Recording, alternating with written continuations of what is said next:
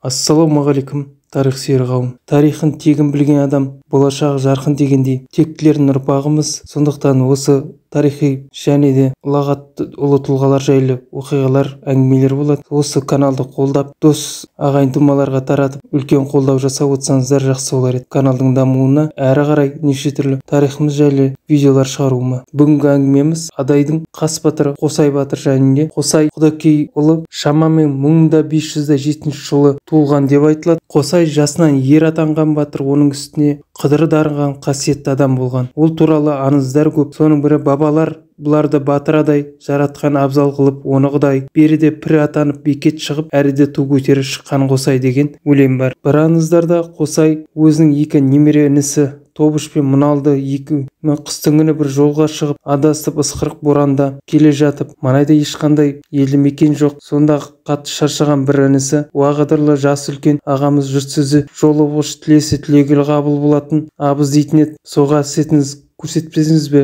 Әрі ашығып, әрі суықтан тонып өлер болдық қой" дейді қынжылып. Сонда Қосай: "Азырақ жүріп, алдымыздағы белестен асып түселікші, қонақжай сол жерде табылар" депті. Айтқандай, жолаушылар бір белестен асса, алдарынан ақ боз үй жанған оттың сәулесі көрінеді. Алайда шыға келгенде мұндай ғаламатқа екінісі әрі қуанып, әрі таңғалады. Сөйтіп аттарынан түсіп, жапанда отырған жалғыз үйге кіреді. Үй ішінде ақсақал желбіреп, жалғыз қарт отыр екен. Ол қонақтарды жылы шырайып қарсы алады. Амандық саулық сұрасқаннан кейін: "Ал балаларым, алыс жолдан тонып келдіңдер ғой, қазандағы тамақты алып ой жылтыңдар" дейді. Тамақтанып болғаннан кейін үй иесі Қосайға бата беріңіз дейді, ишара жасап. Сонда Қосай алақанын жайып: "Жолаушының жолында бол, жолыққаның жанында бол, тарыққаның қамында бол, әркез атыңды атап, сыйынғаның маңында бол" дейді. Сосын әлгі қарияға қарап: "Ал қасиетті бабамыз, ас үстінде бізге де ақ тілегіңізді айтып, батаңызды беріңіз" деп қолын жаяды. Сонда үй иесі: "Жүрсең жолың болсын, жүрген жағың оң болсын, көптен қолың болсын, бақ-дәулетті малың болсын, ақ тілегім қабыл болсын, алты алашта атың қонсын, бар керемет өзіңнен толсын, өзіңде келгенің ықылас қабыл, әумин" деп бата берген. Әрі жылынып, әрі қарындарын тойдырып, қатты ұйқыға кеткен екі інісі Қосай ата таңертең тұрыңдар деп оятса, міне ғажап, айналада қараса, түндегі үйде ақсақал да, қария да, қазан ошақ та жоқ, алайда қонып жатыр екен. Қосайдың екі інісі міне кереметке там-тамаша болып, ал Қосай өзі болмағандай оларды жолға бастайды. Сөйтсе, аңыздың айтуына қарағанда, бұл там-тамашаны істеп кеткен Қосайдың пірі, қорғап жері Қыдыр иесі екені айтылады. Әрине, қазіргі замандардың адамдарын сүйенуі қиын, бірақ та көптеген адамдардың басына қонып, Қосай атамызға сыйынып, тілектері қабыл отқаны рас. Қосай атамыз Хақназар ханның тұсында, яғни сол кездердегі батырлық, шапқыншылық және жауға қарсы үлкен шайқастарда қатысқаны рас. Соның бірі хиуаларға қарсы және қалмақтарға қарсы. Бір шайқастардың бірінде қалмақтардың палуаны Доржыны жеңіп қайрат рух бергені және ойраттардың Хорыл батырын артына бөктеріп елге олжа салып, қазақтың астанасы Түркістан қаласының Баба Сұлтан шапқанда Алаш деп атқа мінген қалың қолын басында да Қосай болып жаудың бетін қайтарды. Міне осындай оқиғалар оның даңқын қазақ халқының даласында танытып, Ер Қосай деп оны төбелеп ұруы өтеді. Алайда Хақназар өлгеннен кейін қазақ даласының оның баласы Шығай ханның басқарғаны белгілі. Ол Қосай атаға жас ханмен тіл табыса алмай, сол себептен болса керек, Қосай бастаған 40 000 үйлі иесі Алшын әулеті сыр бойынан көшіп Нұрата, Кенихмек жағына қарай бағытталады. Қосай атамыздың бірінші әйелінен Әлдике, Төлен, Сүйен деген 3 ұлы болады. 3 ұлынан Бегалы, Бердіқоша, Қуаныш, Кеніш, Едіге, Ермек есімді 6 немере сүйеді. Бір күні Қосайдың Ақпан деген өркөкекте бір інісі көршілес отырған шекті руының біраз малын айдап алып кетеді. Қосай атаның кісі ақысы жеме, біреудің малын қайтар, обал болады деген сөзіне інісі көнбейді. Кешікпей 6 шектіден қуғыншы келеді. Оның ішінде қасиетті адам, мал иесі Әлменқожа да болады. Қазақтың дауы қисымен ұтады ғой деп малдарын атаған Қосай ауылдары екенін айтып, көп дерек дәлелдерді жайып салады. Мойындамасқа лажы болмаса да, Қосай інісін ұстап беруге қимай, көргенім жоқ деп сөйлеуге мәжбүр болады. Қосайдың әулие адам, бұл жараспас қылық екенін өзі де бекер айттым-ау деп көп уақыт құса болып жүреді. Ал әлемдер мұның жалған сөйлегені жағасын ұстап налып кетіп қалады. Сонымен біраз уақыт өтеді, күз өтіп қыс келеді. Сырдың суы қатып, шаруа жайымен ел қыстау көшуге бет алады. Қосайдың інілері елмен бірге арғы арғы жаққа көшейік десіп ақыл сұрап ағасына келеді. Ал батыр болса жорыққа кеткен Әлдеке мен Төлен деген балаларын тосатынын айтып інілеріне көше беруге рұқсат береді. Содан бері бірер аптадан кейін сапарға кеткен балалар оралған соң Қосай ауылды да сырдан әрі көшуге бет алады. Шежірешілердің айтуына қарағанда оның астында Қосай жаман түс көріп одан тұла бойы түршігіп қатты түнілген екен. Бірақ ондай-мұндай үрей берсе батыр бола ма?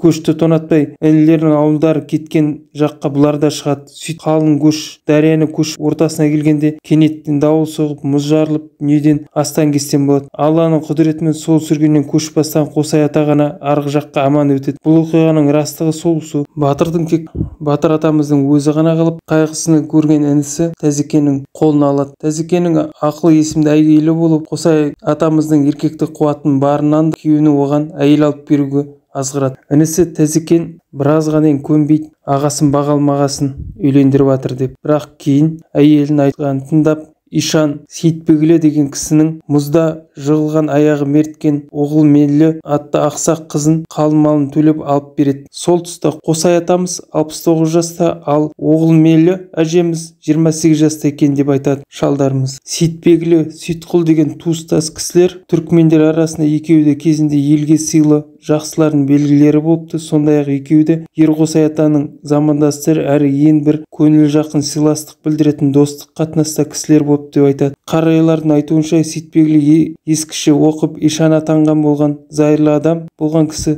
Ал Сейітқұл болса елдегі билігімен оның үстінде дүзді жүруді ұнатқан саяткер кісі екен. Түрікмен анамыздан келген аяғы құтты болып, кеше ғана қу бас болып қала жаздаған атамызға бірінен соң бірі 6 ұл тауып береді. Бірінші баланың аты Байбол, Байболдан кейін Тіней, Әйтей, Бәйгей, Бәли, Сүйіндік болып 6 бала өмірге келіп, Сүйіндік туғанда Қосай атамыздың 80 жасқа шығып тұрған тұсы екен деп. Оғылжемел әжеміз 41 жасқа қарағанда шағы. Қосай мен Сүйіндікті қолына ұстап тұрып, тірі болсаң тірі бол, адайдың бірі бол, жақсы болса жамандай адай бол болар деп әруақ атамыз соңғы айтқан сөзі. Сүйіндік ұрпақтың соңын жаман адай атанып көне құлақтан қалған қарттарымыз. Сонда Сүйіндік туылған жиын үстінде Оғылжемелі әжеміз Қосай атамызға айтқан екен: сіз бабаларыңыздың арттарын бірін жақсы адай, бірін жаман адай дегеніңіз, өзіңіз атап қазақшылығыңызды білдіріп жатырсыз. Өз білгеніңіз болғандықтан да көп алдында айғақтай отырсыз. Сонда 6 бала да өзіңнен болды ма, мен құр тастайсыз ба? Менің 9 ай 10 ай көтеріп жарық дүниеге шығарған аналық ақым қайда деген екен. Зайыбының сөзіне қойған Қосай атамыз бұл сөздің орнында: әкесіз бала болмайды, анасыз да бала туылмайды. Қайта әкеден гөрі анасының ақысы зор десе, сенің де тілегенің орындалсын. Мынау 6 баланың ұрпақтары түрікмен адай аталатын болсын деп атамыз ұрпақтарына түрікмен адай атансын деп айтады. Содан бері түрікмен адай деп аталып өткен. Bir деректерге қарағанда 87 жасында Ерқосай батыр дүниеден озған деп. Сонымен Қосай атаның ауылы сыр бойынан келіп, Амудария жағасынан Бестөбе маңын қоныстанып жүреді. Қазіргі Қарақалпақ жерінде. Сырт Қарғатта Қызылқұм ішінде Қосай тақыры деген жайлау бар, орны да сақталған. Жұртымыз Амударияның осы Қосай өткелі деп айтады. Шежіреш қарттардың айтуынша Қосай атамыздың қонысы 18 жыл отырып өдінілік болады. Мүддесін өзі сейіл етіп отыратын Қосай төрткүл төбесін қояды. Ерқосай деп атануы үлкен қазақтардың хандық құрыла бастағаны, яғни Қасым ханның ұлы Хақназардың қазақ хандығының іргетасын қалап бекітіп, шекаралар кеңейген, үлкен тарихи шайқастар мен қақтығыстар болған сәттерде өмір сүрген бабамыз. Бұл кісі жайлы деректер аз, сондықтан толықтырып кітаптар шықса нұр үстіне нұр болар еді. Ал сіздер осы каналды қолдап, дос ағайын тумаларға таратып ізденістер, жаңа мағлұматтар іздеуіме үлкен бір мотивация берсеңіздер, лайк басып каналымызға жазылып, осы қазақи тарих көп болсын ағайын.